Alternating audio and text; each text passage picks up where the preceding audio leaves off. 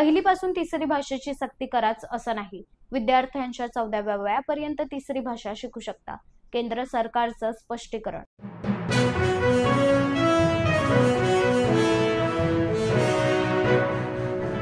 Praful लोढाचे सर्वांबरोबरच photo. विरोधकांनी हवाबाजी न करता पुरावे द्यावे. मुख्यमंत्री देवेंद्र फडणवीस यांचं वक्तव्य.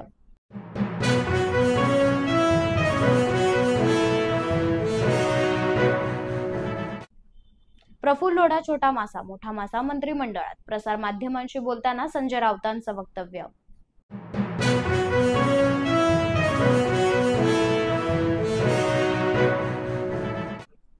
उपराष्ट्रपती जगदीप धनखड यांचा राजीनामा, तर नवा उपराष्ट्रपती कोण असणार यावर सर्वांचं लक्ष.